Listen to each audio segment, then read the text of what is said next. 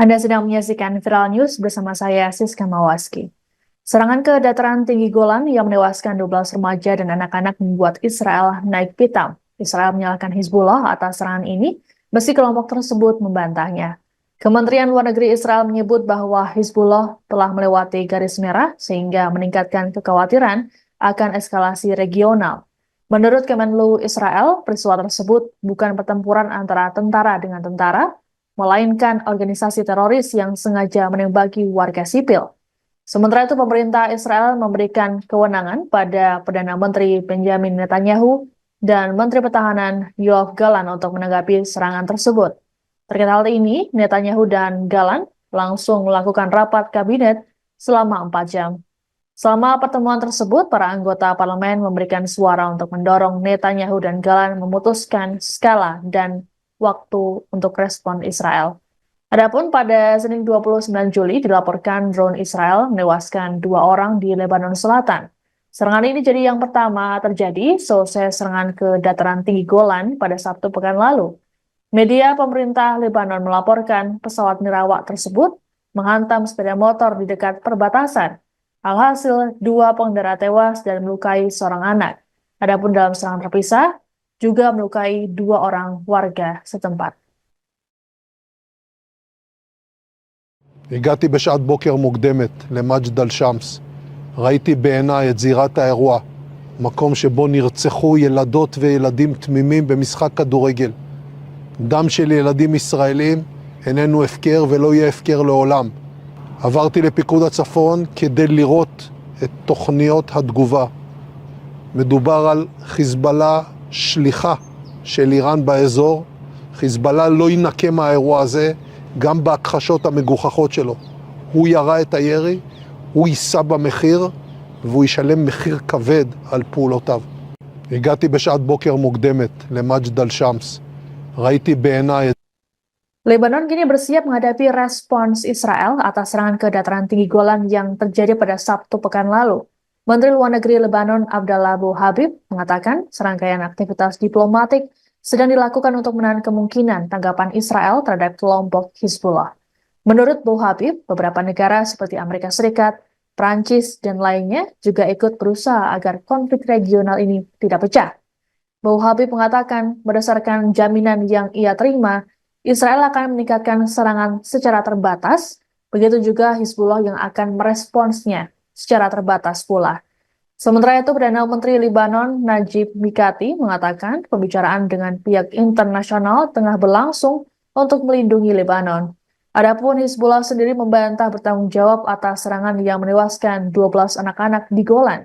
Seorang pejabat senior pertahanan Israel mengatakan Israel ingin menyakiti kelompok Lebanon, namun tak ingin menyeret kawasan tersebut ke dalam perang habis-habisan. 2 negara tersebut kini tengah bersiap untuk kemungkinan terburuk. Terlebih, Perdana Menteri Israel Benjamin Netanyahu telah mengadakan rapat dengan anggota Kabinet Israel untuk menentukan respons.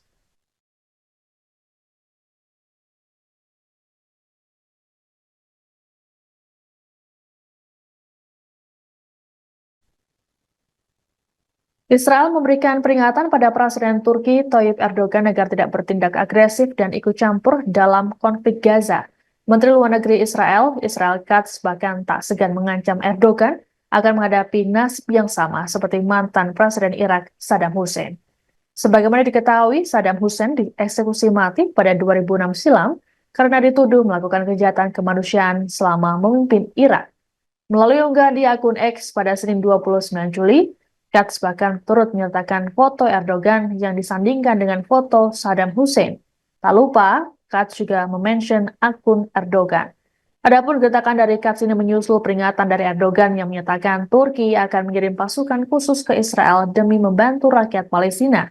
Meski belum jelas kapan pasukan Turki akan dikerahkan, pernyataan dari Erdogan ini memancing amarah Israel. Bahkan pemimpin oposisi Israel, Yair Lapid, meminta NATO bertindak atas ucapan Erdogan. Sebagai informasi, Turki selama ini mengecam tindakan Israel melakukan agresi militer ke Gaza.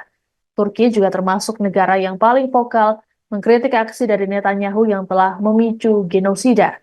Untuk diketahui, di masa lalu Turki pernah mengirimkan pasukan ke Libya dan Nagorno-Karabakh di Azerbaijan demi membantu menyelesaikan masalah.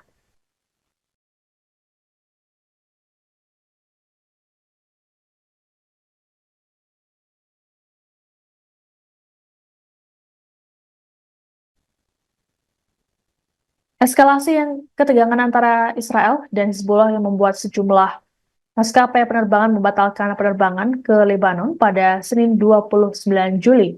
Hal ini seperti yang dilakukan oleh maskapai penerbangan Lufthansa yang memilih menangguhkan 5 rute dari dan ke Beirut, ibu kota Lebanon.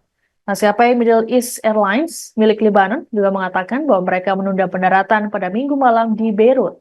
Sebagai gantinya, penerbangan-penerbangan tersebut akan tiba pada Senin pagi. Kebijakan yang sama juga diambil oleh maskapai penerbangan grup Swiss International Airlines dan Eurowings.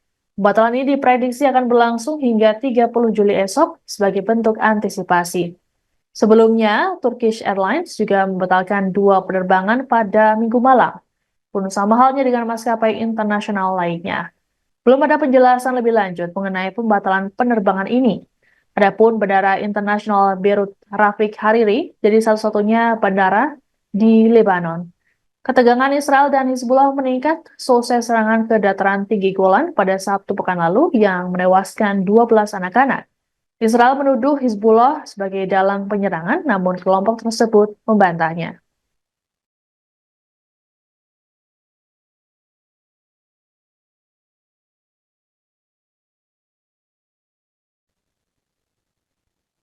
Demikian informasi dalam Viral News kali ini. Saya Siska Mawaski, sampai jumpa.